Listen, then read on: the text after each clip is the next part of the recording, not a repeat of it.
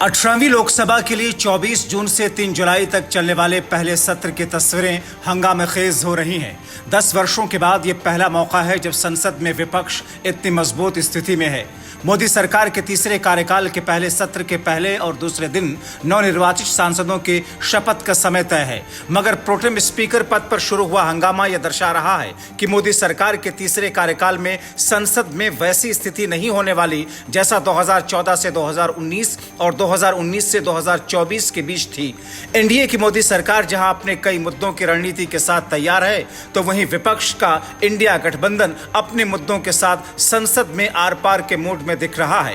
हालांकि pro tem speaker के मुद्दे पर विपक्ष की बेचैनी और तकरार दिखी, मगर ये उतना बड़ा मुद्दा नहीं है। असली टकराव का मुद्दा तो स्पीकर और डिप्टी स्पीकर पद पर है। इसके साथ नीट और दूसरी परीक्षाओं में गड़बड़झाले समेत 3 क्रिमिनल लॉ, लोकसभा चुनाव के बाद शेयर बाजार में हुई गड़बड़ी के आरोपों समेत कई ऐसे मुद्दे हैं जिस पर विपक्ष की सत्ता पक्ष को घेरने की तैयारी है।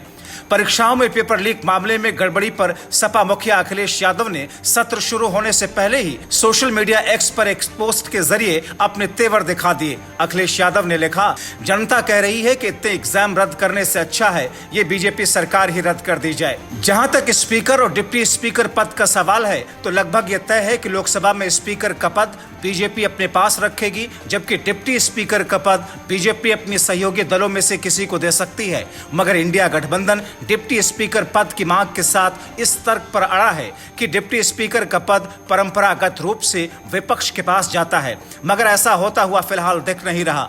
हालांकि पिछली यानी कि 17वीं लोकसभा में डिप्टी स्पीकर नहीं थे। हालांकि एनडीए और इंडिया गठबंधन दोनों ही की तरफ से अभी स्पीकर और डिप्टी स्पीकर पद के लिए उम्मीदवारों के नाम की घोषणा नहीं की गई है।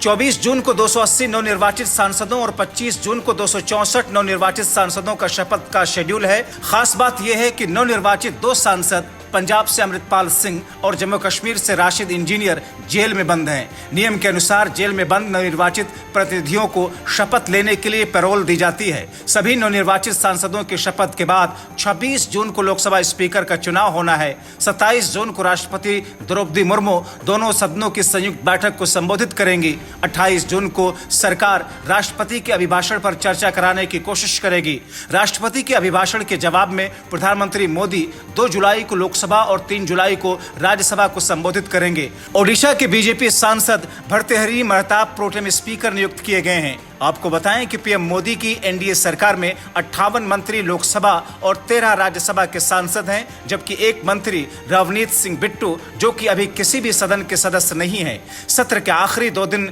राष्ट्रपति के अभिभाषण पर सरकार धन्यवाद प्रस्ताव लाएगी और दोनों सदनों में चर्चा होगी, मगर यह सदन कितना हंगामाखेज रहने वाला है देखते जाइए। Bureau report, TV7 Bharat.